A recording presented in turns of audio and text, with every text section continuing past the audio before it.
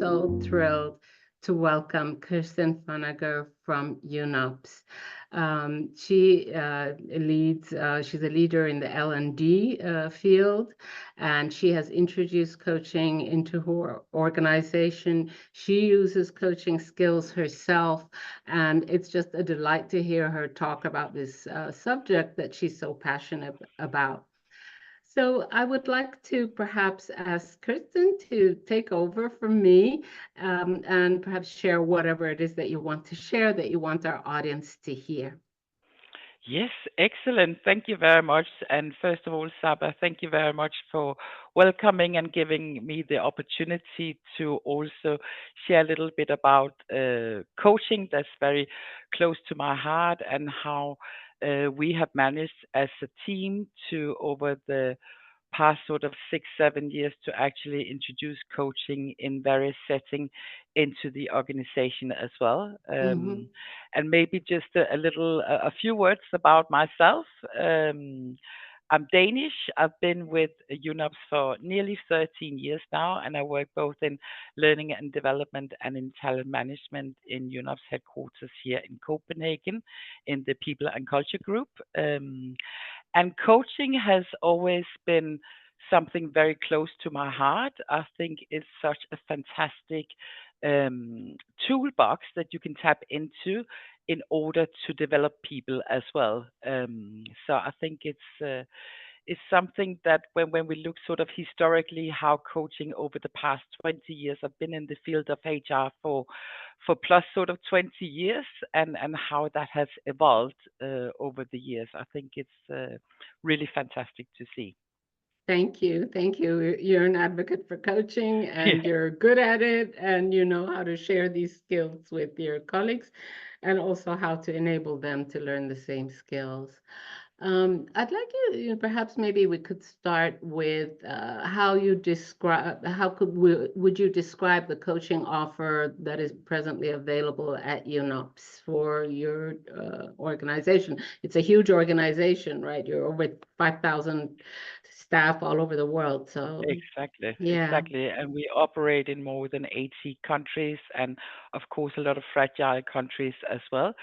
So, as I said, coaching has been a journey over the sort of past 6, 7 years within UNOPS.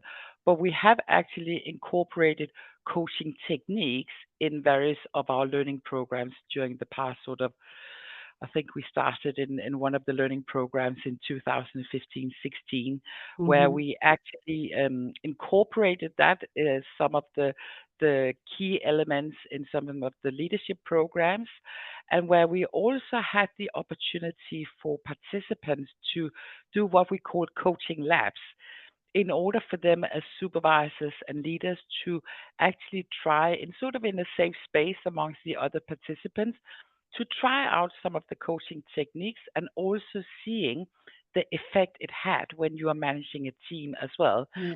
And of course, you don't need to be a certified coach to do that. It's about learning some of the techniques and how you actually apply that in your day to day work.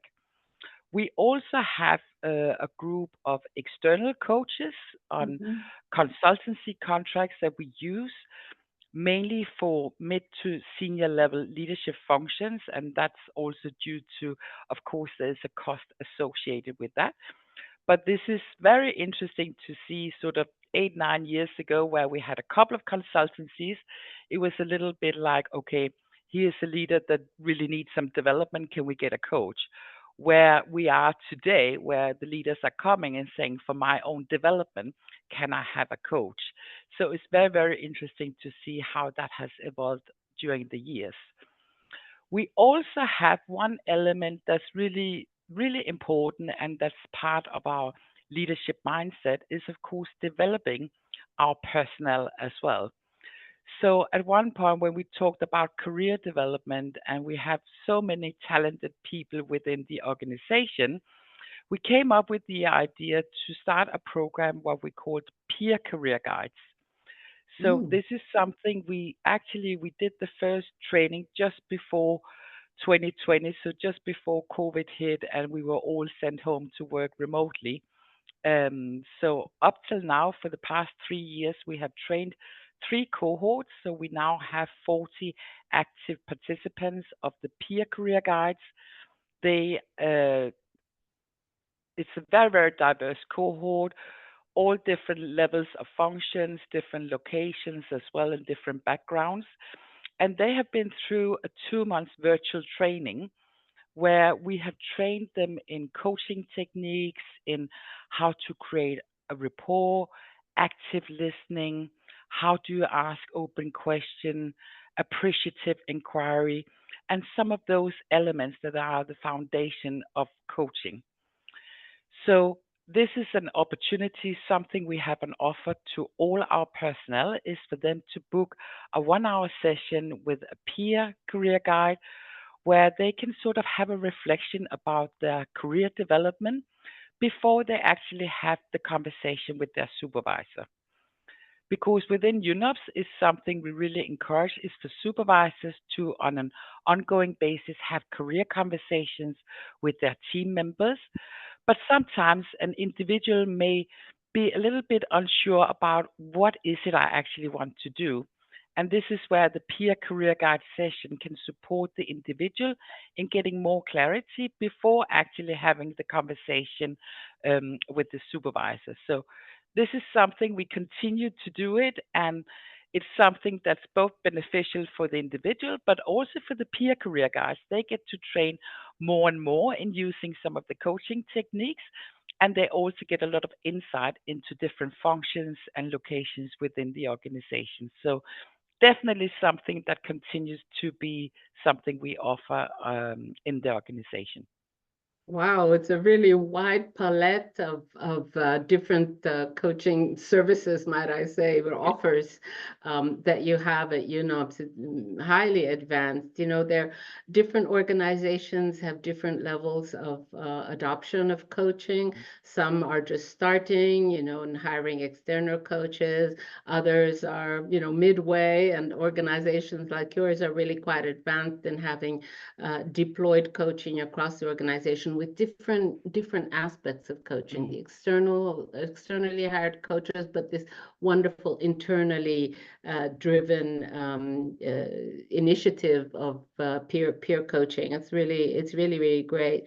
I think also another sign that your organization is really advanced in the use of coaching is the notion that coaching is no longer something, you know, that's sort of done discreetly for people who may be having problems or something, but managers are actually asking for coaching. And this is really the best way to use coaching as a development tool, as increasing potential and growth. And so that's really great. Congratulations for all of this.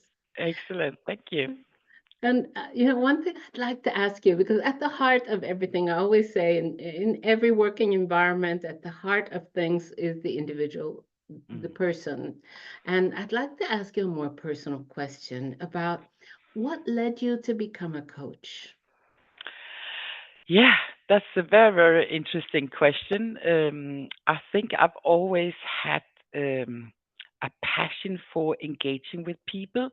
I've Mhm. always had a passion for helping, and I think maybe that comes from my original education as a qualified nurse. I qualified many years ago, and then I found out, okay, this HR is actually something that I really like as well.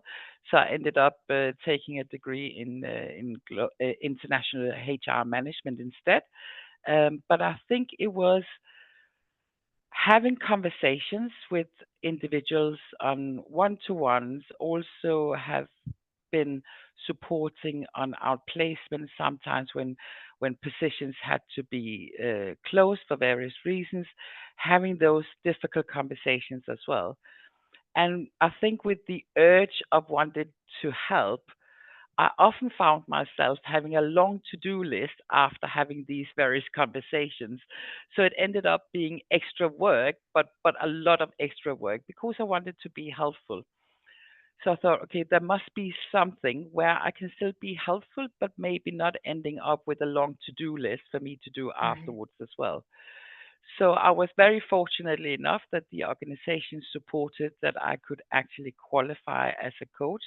And through that, this is where I really tapped into the tools and techniques within coaching and was putting me in a much better position, continuing to have these conversations, but actually sort of giving the actions back to the individual, because I think as individuals, we know our own capabilities and we are also able to take actions ourselves, but sometimes we just need someone to direct us into the right direction and for someone to support us in that reflection as well. So sort of it was sort of the urge of getting more tools and techniques that I could use in those conversations, but also for development purposes as well and to empower others as well. I find that to be a key element in what I'm doing. And definitely by having the being certified and getting insight and continue to practice, because I think coaching is something you can't just say, well, now I'm a certified coach and then tick to that and over and done. It's something that continues to evolve, something that you continue to develop throughout all the coaching engagements as well. But I definitely feel much better equipped now than I did before taking my education as a certified coach. Thank you. Thank you for sharing your personal path to coaching. And I really love the idea where you say you wanted to be helpful, and which led to you having a very long to-do list. And it is true that people who are sort of attracted to adopting a coaching mindset and coaching skills are generally people who are helpful. It's sort of a nice prerequisite to have, although you can learn coaching without necessarily having that instinct to start with. But it's true that coaching in the workplace enables people who are kind and generous and helpful to sort of professionalize that kindness and generosity into a method that really works and helps people and also develops the coach themselves, as you say, that you've also grown through this process. So let's go a little bit into more of the details of how you express your coaching skills at work, because I'm sure our audience will be interested in knowing, how does it actually happen? How does this person do it? So tell me more. How do you express your coaching skills in your leadership style? Yeah, I think we are sort of a nature of we want to deliver results, and often things need to happen fast. So I think on a very personal level, I tend to, or used to be sort of, okay, but this is what we should do, and then action, and then we get executed and we see the results. But what I realized was that I think it's the balance of being the sort of the difference between directive and non-directive. So the balance between telling and asking. So throughout the years when I've managed people, it's been very much instead of, and especially when people join to the team and are new into an organization or to a function, of course, there's a lot of questions, there's a lot of new things people need to learn. But what I realized was at one point, and I'm thinking about an individual I managed some years ago, was keep coming to me and saying, "Oh, Kirsten, what should I do here?" And per instant, I was quickly just giving it a, "Oh, but this is what you should do." And then I realized, but that's actually not very helpful. First of all, I may not have all the right answers, and secondly, the individual may actually have a different viewpoint and different experience than I have. So why not tap into that, and why not sort of, as we talked about before, empowering someone? So what I started to do was to when the individual came with, "Oh, Kirsten, what should I do here?" I would always ask, "So what do you think?" And I remember the first couple of times the individual was looking at me, was like, yeah, but you're my manager, so you should tell me. No, but I think in this one, this is where there are different options. Do you have any experience into this, or what's your thought process about this? And slowly, I actually saw a development in the individual. So the individual would then come and saying, Kirsten, we have this issue. I've been thinking about it. I think we should do this. Do you agree? So suddenly the conversations we had were just elevated to a different conversation. And I also learned a lot and got a lot of insight as well. And of course, sometimes there's one thing to do and one way to go, and that's what you need to do.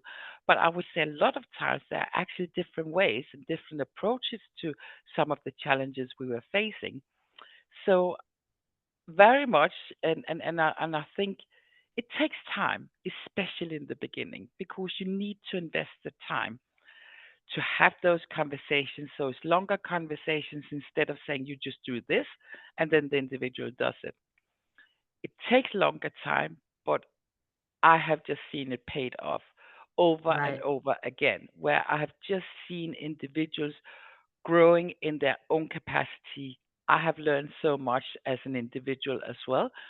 And just by using the open questions, by using it sort of elevates the conversation to a different level and part of the developing of others as well. And sometimes you may develop others outside of the function and then they may move to something else. And I've seen that as well.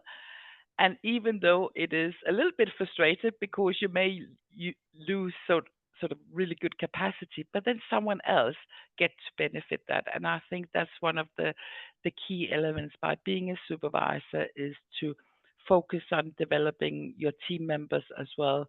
Um, and that makes me develop as well. Yes, it's really interesting what you say that sometimes people develop so much that they actually move out and go and pursue their career elsewhere, and that's absolutely true.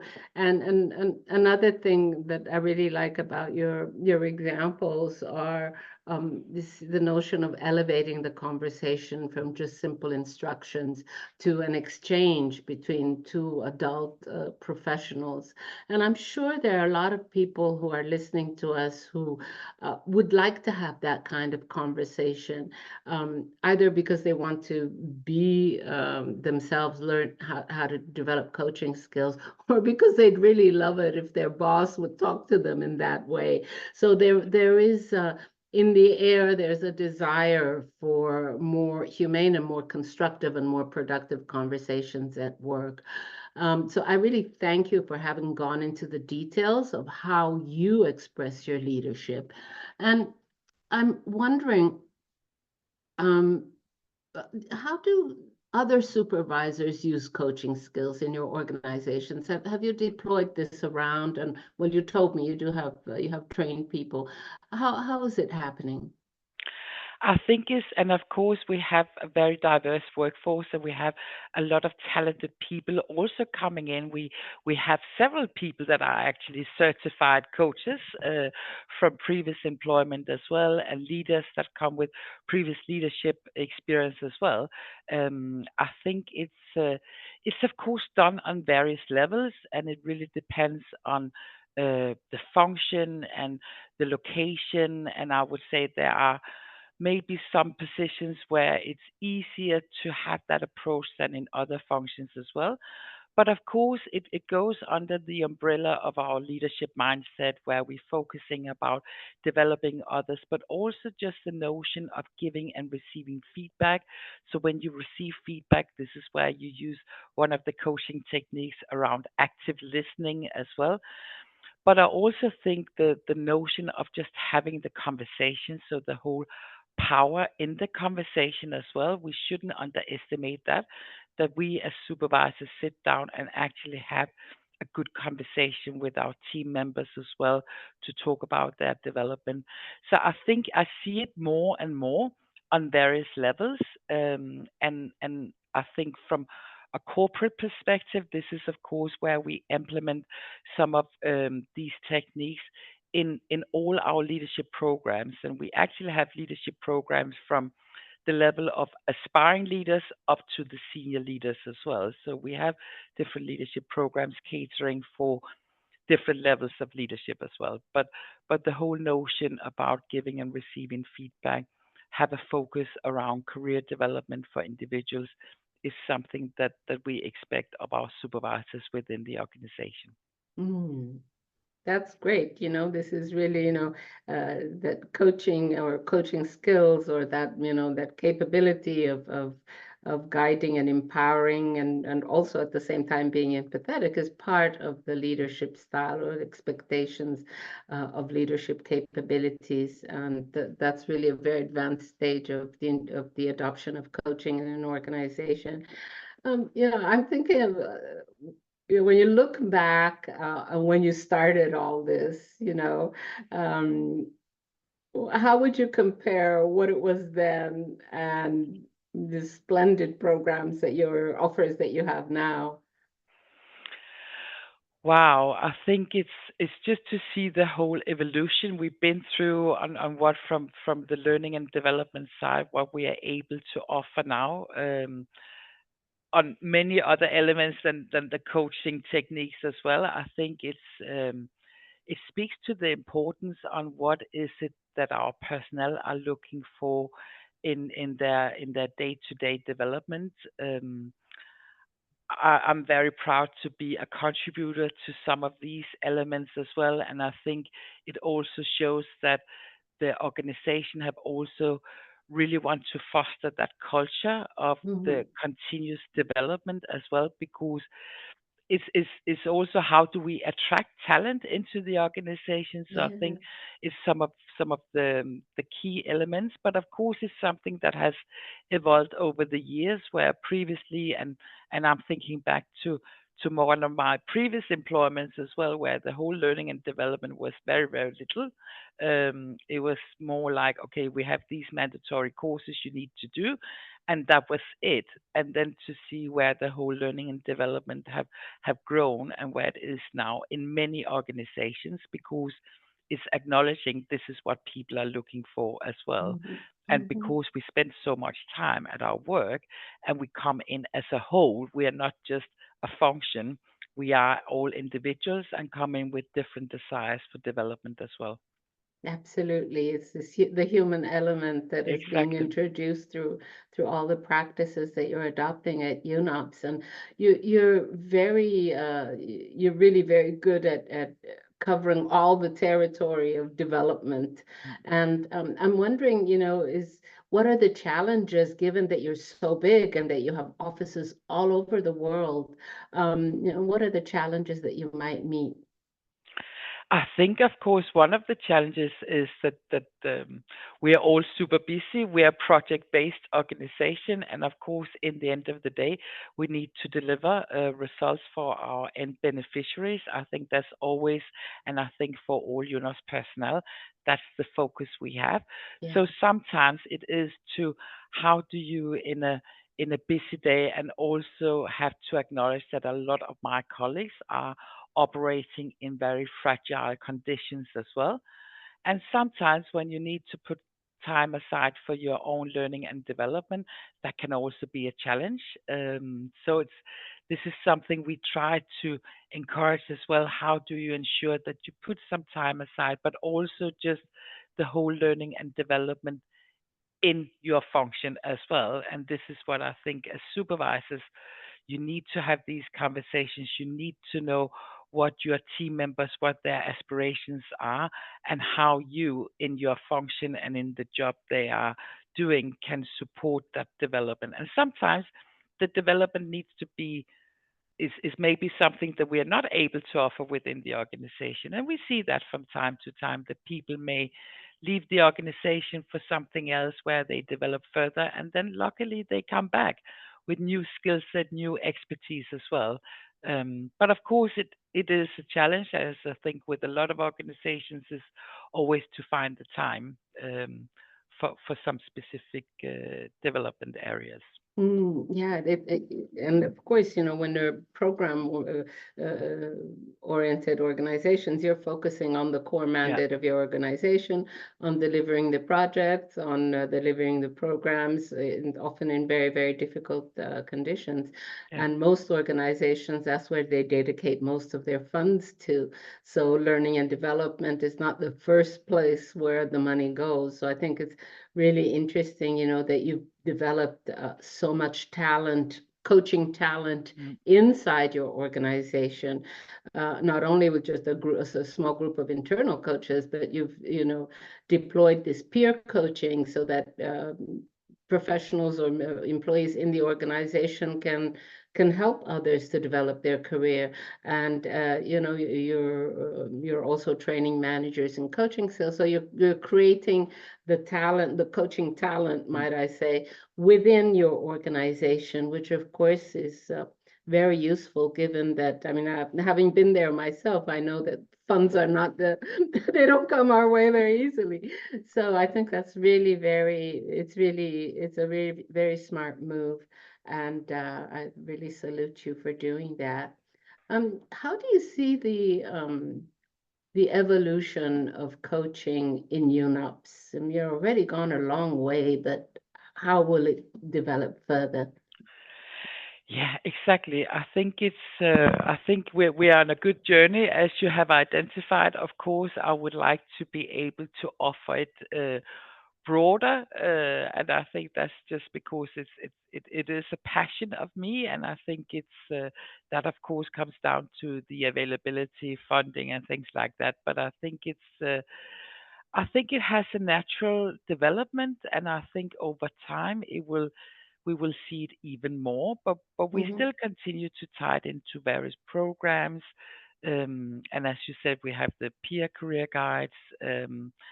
And I think for me is the sort of the sign of success is when managers, leaders, senior leaders come and saying, I would like to have a coach for my development as well. That the sort of the whole transition from being okay, you really need some development to where the individuals really see I want to develop. Right. And I think we are already there. So I see it just something that just continues. Um, yeah. So it's a Excellent. journey, but I think we're on a good track there. Yes, I understand. I think you are. I think they've created the momentum. Yeah. Maybe the first few years it was just a few people, but once you have it so widespread, the momentum is there and people are seeing the results also, the positive results. So we talked about mindset also, the coaching mindset and the way that impacts the culture. It's not only the skills, but it's the mindset that impacts the culture. Would you say that in terms of well-being or anyway, having a good organizational culture, has all this coaching, different types of coaching, has it helped? Has it had an impact? Oh, it's difficult to say. I think sort of a culture is something that's growing within, right? And I think we are definitely continuing to develop our culture. But I think to we have a culture of the learning and development where, of course, coaching is part of it. We also have mentoring is also something that's an option, and we partner up with other UN agencies on a bigger mentoring scheme as well. But I would hope to say that that is part of the well-being. We also have dedicated well-being resources, something that's also very a high priority for the organization as well to ensure that we have proper offering for people to maintain a good work-life balance as well. But hopefully, I would say that the little water that the coaching is bringing is hopefully speaking into a positive culture within the organization as well. Thank you. Thank you very much, Kirsten, for having answered all these questions and for having shared everything you've done at UNOPS. This is so valuable for any organization to hear, and in particular for our colleagues in international organizations who are also endeavoring in their each one in their own way to introduce coaching and this whole world around coaching and sort of positive leadership into their organizations. I think a lot of people can draw concrete tips also on how to go about it. Is there anything else that you'd like to share that I didn't ask you about? Yeah, no, and I think one key element is actually to ensure that people are coachable, because it's not just to say, okay, we have an individual here that may need some coaching. When I speak to individuals in order to assess what would be the best solution for them here to tackle a specific challenge, is always to assess, is the individual coachable? Because as a coach, we are, of course, not telling people what to do, but we are asking the reflective questions. We are using the active listening. We are trying to tap into the previous experience of the individuals. So it is really important to, in order for an individual to really benefit probably from a coaching, you need to be coachable. You need to be vulnerable enough to tap into your own experience and your own resources. And I think a lot of individuals have a lot of resources. It's just a matter of getting someone to help you to unfold that. So I think that's one of the key elements. And often people are asking, "Oh, but what's the difference between the mentoring and the coaching?" Because there are some overlapping elements. But I think one of the key elements here is that within the mentoring, this is where you tap into the knowledge and experience of someone for them to share. But where within coaching, this is where you actually tap into your own resources and previous experience as well, in order to identify the best action in order for you to develop or tackle a specific challenge as well. Thank you. You have such a deep understanding of coaching and of the mechanisms and psychological mechanisms also that that play out within a coaching relationship. I really thank you for that. I would invite anyone who has any questions to pop them in the chat right now. So the question is, Kirsten, what impact have you noticed having internal coaches deployed within your organization has had on retention of employees? Is this metric being tracked? That's an interesting question because we vaguely mentioned it before. Go ahead, Kirsten. Exactly, and it is actually, and thank you very much, Monica, for the question. I think it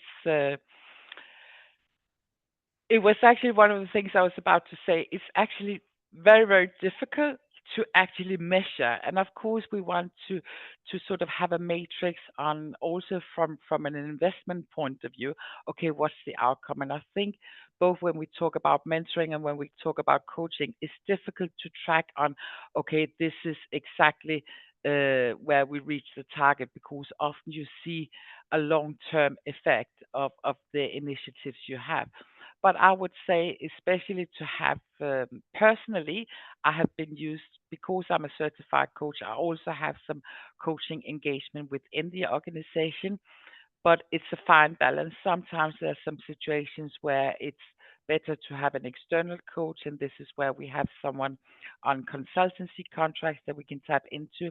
But I've also had engagement um, with colleagues in my capacity as a coach, and I think they have been very, very useful. I think they have sometimes, and I've actually seen it, and now I'm thinking back to a couple of engagements I had where I have seen individuals overcoming their challenges and actually developing, and they are actually still within the organization. So I think sometimes by having internal coaches can have the benefit of understanding the context we are operating in as well, um, and can sometimes also diffuse some potential conflicts as well.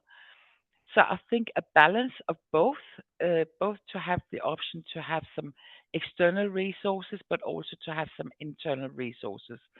But I think by training supervisors and leaders in some of the coaching techniques is definitely fostering the whole listening to each other, giving the feedback, developing each other. But I don't have sort of a tracking saying, okay, this is the actual result. I don't know, Saba, if you have any insight from your previous experience as well. But I think it's one of the things is difficult to track.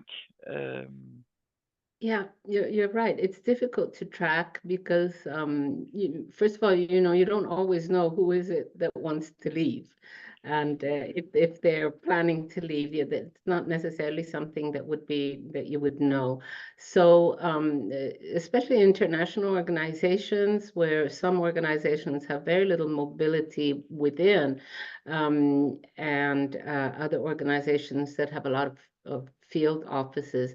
So I don't think in cases like you said, where there has been a conflict and where there's really a blatant dissatisfaction from a staff member or somebody who has aspirations to do different things, then you would know if they were on the road to leave. What you do discover, and this is what Kirsten mentioned earlier, is you do see people that because they've been coached, they've started to believe in their own potential and in their own skills, and to see maybe a way to develop elsewhere, and they leave. But it's very difficult to, I agree that it's very difficult to track the retention. You also yeah, have to think, go ahead. no, no, and I'm actually just sitting and now I remember a conversation I had a while ago with an individual within the organization that was a little bit frustrated, and this is because I also sit within the area of career development within the organization, and of Mm-hmm. course we don't have automated promotion, but we have of course the opportunity for individuals to apply for the positions. So in that conversation, the individual saying, "Oh, I've been here X amount of years and there's no development." And the first sort of 10 minutes of the conversation was really offloading a lot of the things that was not working. And I was listening, and then I asked the individual, "I'm so curious now to hear, so why are you still here?" And that sort of did, and I could see it in the individual's eyes. It was so interesting because suddenly it gave that reflection. Oh, yeah, and I could the energy just changed in the conversation. So going from being very negative, well, it was suddenly, oh yeah, no, but this is the reason why I'm here for the end beneficiaries, for the mandate, for what we are doing, and so I could suddenly see the individual sort of uplifting, taking the conversation to a different level, and I actually 6 months later, I saw the individual have managed to secure another position within the organization in a different area. So, of course, I would not take all the credit for that, but I think sometimes that also supervisors can ask those questions and that we remind each other, why are we still here? What is it our mandate? Why is it we go to work every day? Because by bringing that up gives that extra energy and engagement in our day-to-day work as well. That's so inspiring, and it's so true, especially in times of so much stress. People sort of are overwhelmed by what needs to get done, and reconnecting them, why did they come to work for an international organization? What was the ideal and the vision behind there? I think that's really a refresher for our colleagues. And I think, we also face a reality that um, for example, in Geneva, I don't know what it's like in Copenhagen, but in Geneva, people who are international civil servants don't, unless they're European, they don't have access to the local market. Mm. So it's kind of, it's kind of a bit of they're stuck, quote unquote, in their organization. If for any reason they would want to leave, but they wouldn't have access easily to the local market. So I think even more importantly, it is to have coaches internally and peer coaches to be able to remind each other, why we're here, why we started working there, but also to open up their eyes on possibilities within the organization to maybe move around or maybe embark on a new project that would give them more fulfillment. So I think it's a very good example that you gave, and I hope we get lots more incidents like these in international organizations. Exactly. Right. No, and I think this is also one of the things that, of course, I can see we actually have a lot of internal talent as well that manage to secure both on a similar level or levels up or sometimes levels down as well. So there's not Mhm. only one way when we talk about career development. And the mobility, but also sometimes just a stretch assignment to get into something else to explore a different area as well. So that's something we are also trying to develop even further. Yeah, That's wonderful. Okay, yeah, that's great. Well, yeah. things are really moving in the right direction. And I'm so happy that we're doing this event for international workers because they don't all always get the opportunities to, be exposed to coaching. Not all organizations are like yours at UNOPS, where it's more widely spread. And, helping the helpers is always a great thing to do. So I'm very happy that we're doing this. I think you have a question for Kirsten. We still have a few minutes. Yes. So it says, I'll read it for everybody. Thank you for your insightful presentation, Kirsten. Could you please share with us how long the leadership development programs and peer career guide training programs at UNOPS have been running with the focus on coaching skills? So how long has it been running? What percentage of staff has participated?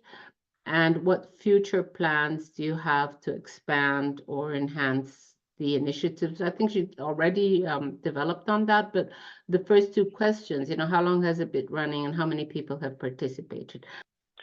Yeah, and thank you very much for that. I think on the leadership programs they runs on various levels, and of course it's length. Some are 3 months, some are 6 months.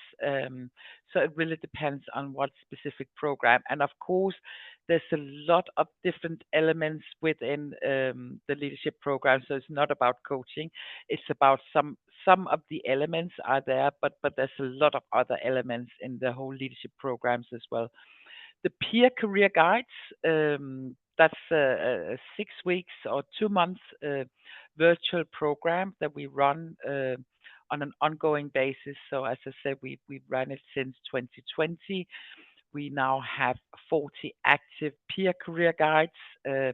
And when we see that that pool is going down, then we may do a new cohort. And it's development both for the peer career guides, but also for the individuals as well. So I think overall on our leadership programs, it's something we have something available for all the levels that we have within leadership within the organization. Specifically, the peer career guides program. This is where the main focus is the coaching techniques in order to support individuals with the focus on career development. So it's a 1 hour session that all UNOPS personnel can request. They get a list of they can see who all the guides are, and then they can request, can I have a session with you? And then they have a session with this individual, and hopefully they feel better equipped to have a career conversation with their supervisor and to plan their own career moving forward as well. So I hope that answers the question. Thank you, Kirsten. And let me just check if there are any other questions. Okay, have Beat who says, thank you so much for your inspiring sharing, Kirsten. Well done, UNOPS. You can pave the way for other organizations, definitely. Really, we can, you're a real example. And I'm wondering, Kirsten, would it be okay for UN organizations, colleagues in UN organizations to contact you? So I can connect you so that you can give them more detailed tips on how you went about it. Yes, always. I think this is also how we involve. We also have a close partnership and forum, a learning and development forum with other UN agencies where we also share different initiatives and insights and also sharing mistakes. So other organizations are not doing the same. So also that's beyond coaching as well, but in general on learning and development, because I think it's important that we collaborate and learn from each other as well. So definitely feel free to reach out. And thank you, Kirsten. And one just last question, because not everybody that's in our audience comes from the UN system, which is a civil service, that are big bureaucracy and machinery. Other people in the audience are in NGOs or I don't know everybody there, but we're not all UN staff. So what recommendation would you give for everybody else that has been so kind and warm in participating in this webinar and listening to this interview? What are your recommendations In regards to what? developing coaching in their workplace? Yeah. I think it's about starting small and then trying to also seeing maybe just starting with, okay, what are some of the key elements um, in regards to the coaching. I mentioned some of the elements. It's about how do we practice open question? How do we practice active listening? How do we actually create rapport with each other?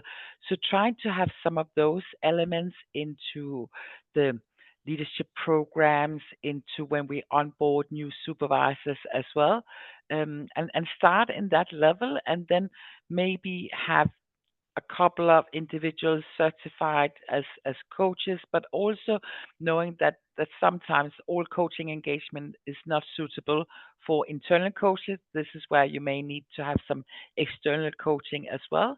Um, but also make it I think time bound as well. I think it's important when someone is taking up a coaching engagement to have it focused, saying, okay, what is it in particular you would like to develop in this sort of series of 3 to 4 sessions as well, for the individual to scope it, for the individual to have a good reflection on what is it I want to develop. Yeah. But start small and then you can expand. This is what we did in UNOPS. And of course, we wouldn't have been able to do it if it wasn't the support from our senior management, that they also saw the importance of developing and building the capacity of each individuals as well, in the end, in order to be able to deliver to our end beneficiaries. Thank you very much for all your tips and your insights. And I think we're about ready to wrap up this interview. I want to thank all the people who were here and listen to these incredible insights from Kirsten. Please note that we will send you a feedback form at the end of the event, not right now, but at the end of the event, because we're a nonprofit. And so we need to know if what we're doing is serving you in the way that we aspire to serve you. And it will help us also develop the event for next year and do it better or bigger or whatever. So please do respond to the survey, and you will also receive a few emails when a replay of a webinar has been posted. And we'll do that next week. All of the webinars will be posted next week. There are also other interviews that have been pre-recorded, and we'll be posting them next week. So you'll be receiving emails from me. If for any reason you don't want to receive emails from me, just tell me so after the first dispatch. You can say, Saba, I never want to hear from you again. And I won't be offended. So that's the only way in which we use your information. So I want to thank you very much, Kirsten. and I hope to see you soon. I hope to meet you in person. Exactly. I might come to Copenhagen one of these days. Definitely. And I will let you know when the replay is done, of course, so that you can share it with your colleagues who will be immensely proud of you, I am sure. Good. And thank you very much for this great initiative, Saba, to get coaching out, to get it implemented in more organizations, because it seems very simple, but it has such a powerful effect. So thank you very much for the invitation today. Thank you. Thank you, Kirsten. A bientôt. See you soon.